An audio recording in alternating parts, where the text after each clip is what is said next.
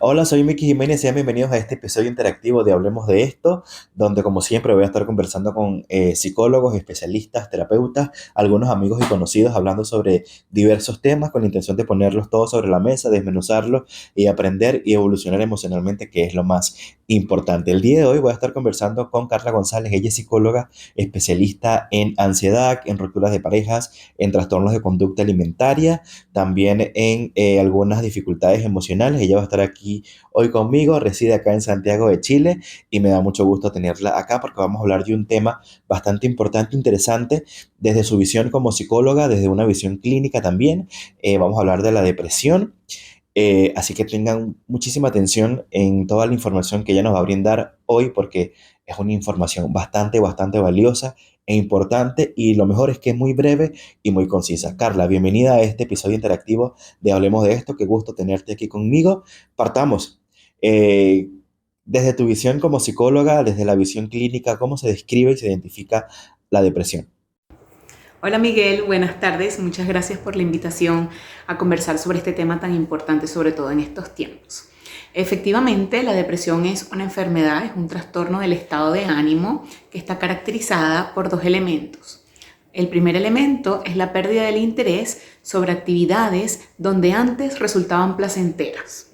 Y el segundo elemento es una tristeza profunda o una tristeza moderada. Obviamente, para diagnosticar una depresión hay que tener en cuenta ciertos criterios, esto según el DSM-5 y el CIE-10, que son los dos manuales donde están todos los trastornos de enfermedades mentales y donde todo psicólogo tiene una guía para poder diagnosticar este tipo de eventos.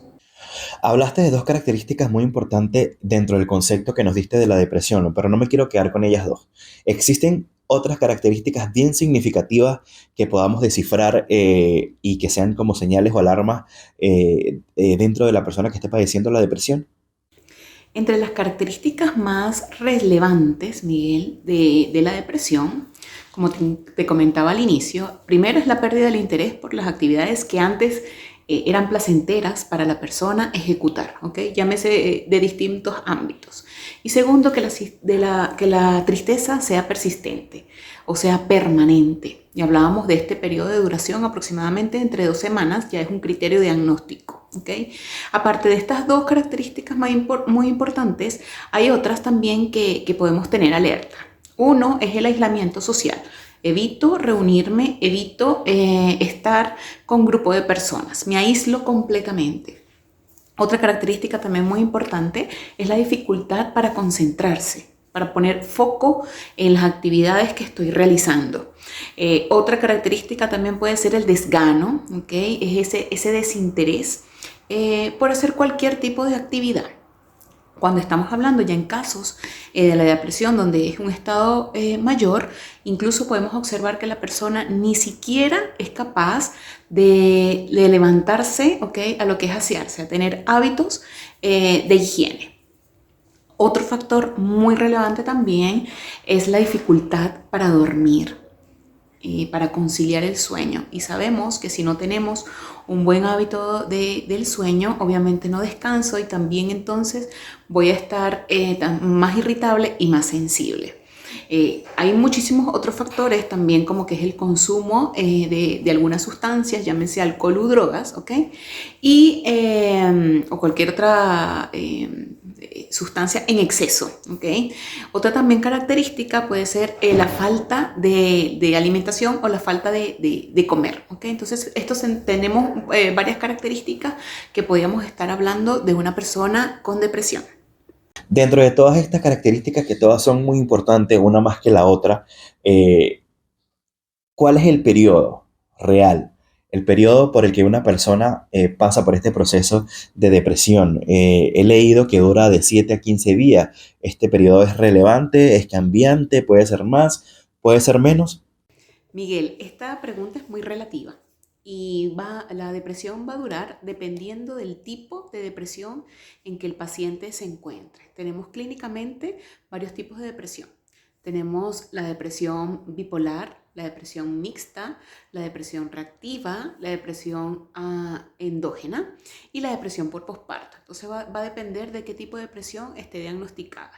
Va a depender también del tratamiento farmacológico. Es muy importante que el paciente esté acompañado del tratamiento farmacológico. La depresión, vamos a decirlo, se trata a través del tratamiento farmacológico y la psicoterapia. Van entrelazados de la mano. Va a depender también de la gente o de la situación, o mejor dicho, del entorno externo donde el individuo se desenvuelva. Es muy importante también lo que es el apoyo familiar o de alguna red de contacto que sea duradera y sostenible. Y va a depender entonces, como te digo, del tipo de depresión de la que estemos hablando. ¿Cuáles son esos motivos que nos llevan a vivir o estar en un estado depresivo? Entiendo que son muchísimos, parto por algunos ejemplos que he visto y a lo mejor personales, no sé, de repente el quedarme sin empleo, el pasar por una ruptura de pareja o alguna ruptura familiar también, la pérdida de algún familiar. eh, ¿Cuáles son esos motivos principales por los que realmente debemos tener como que esa alarma, ese pendiente de que atravesarlos nos puede llevar a un cuadro de trastorno depresivo? Y también te quería preguntar si como migrantes, más allá de la nacionalidad, estamos realmente expuestos a estar o a padecer de la depresión. Este arraigo en el que vivimos realmente cuando emigramos, el alejarnos de nuestra familia, nos hace mucho más vulnerables. ¿Estamos propensos realmente a también ser víctimas de la depresión? Me encanta esta pregunta, Miguel. Fíjate que según la Organización Mundial de la Salud, tenemos que el 3,8% de la población mundial actualmente sufre de depresión, ¿ok? Y este índice es más alto en Chile. Hicieron un estudio reciente y aquí tengo la cifra, el 6,2% de las personas sufren de depresión.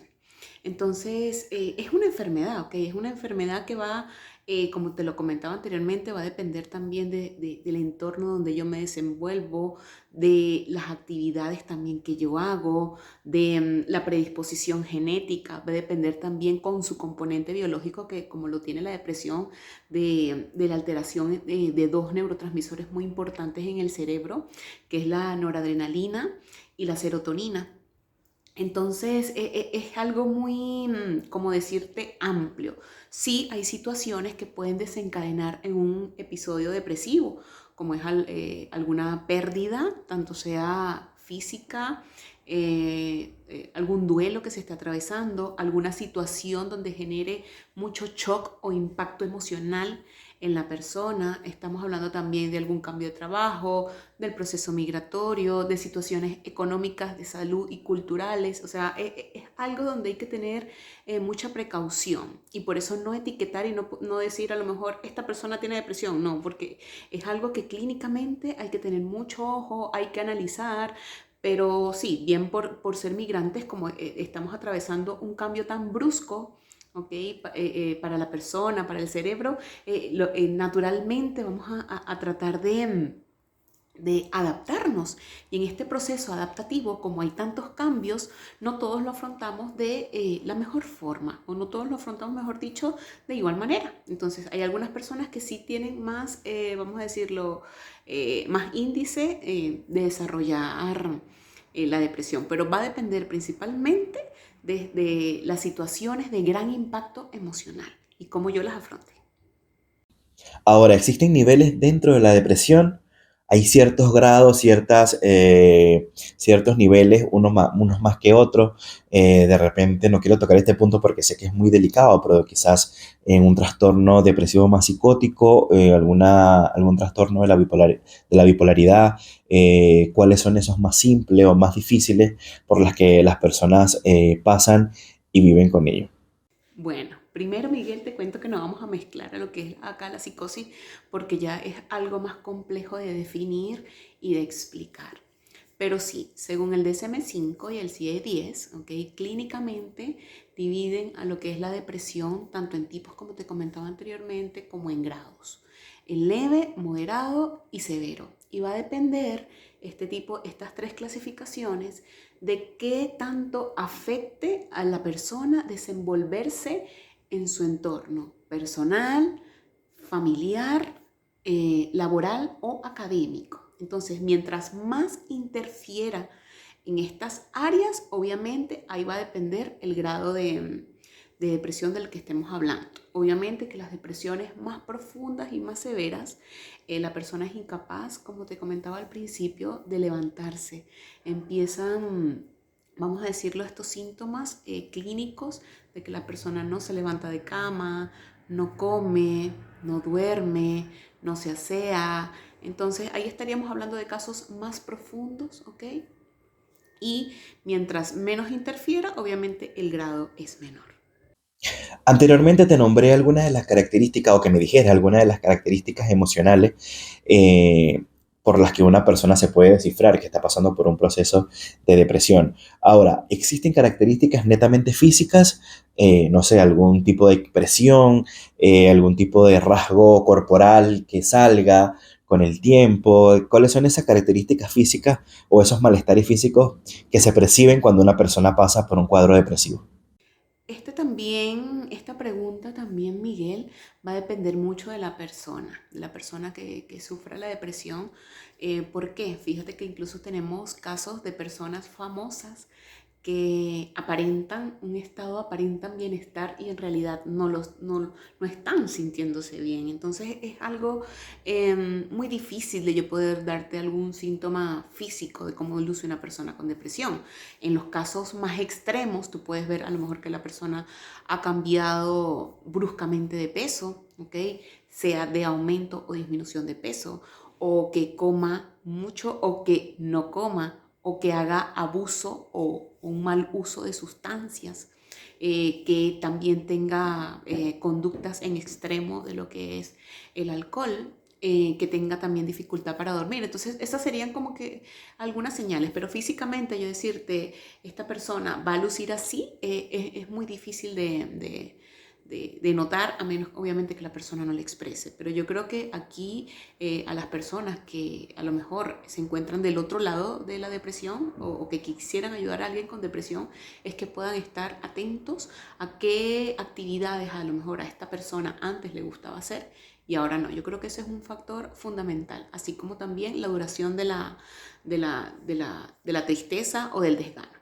¿Cuál es la manera más correcta, idónea, sana y responsable, sobre todo, de poder ayudar a una persona que está pasando por un cuadro depresivo? Muchas veces tenemos la intención, pero no sabemos hacerlo. Como que decimos frases que están súper fuera de lugar, algunas motivaciones tóxicas que no tienen nada que ver con su proceso y que más que ayudarlo lo pueden hundir.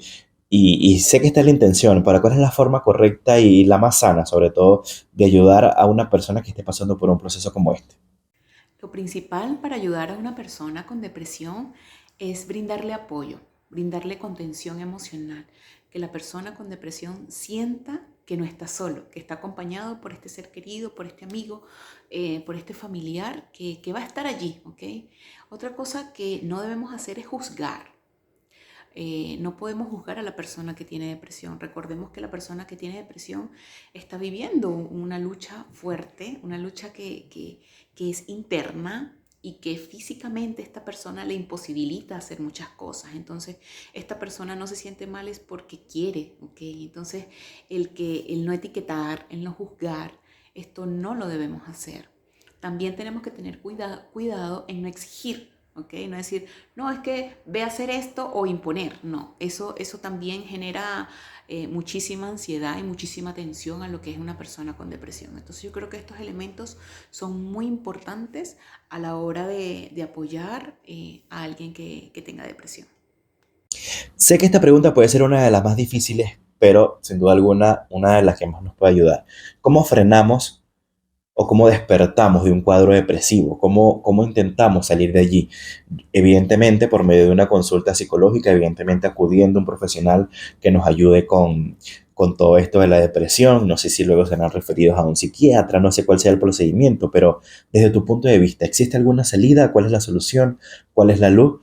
Luego que vivimos un cuadro de depresión. Yo considero, Miguel, que la principal respuesta o salida para afrontar lo que es un episodio depresivo Primero es la medicación, o sea, el no dejar la medicación. Hay pacientes que incluso dicen así como que, y los tengo como que, no, ya no quiero tomar pastillas, pero es que no es que ya no quiero tomar pastillas, es que es necesario que cumpla o que se cumpla el tratamiento farmacológico. Y como te lo mencionaba anteriormente, tanto el tratamiento farmacológico junto con la terapia, ¿ok? Serían las dos salidas o los dos frentes en cómo yo puedo afrontar un episodio depresivo. Entonces, otro factor que también podemos añadir es el no aislarse.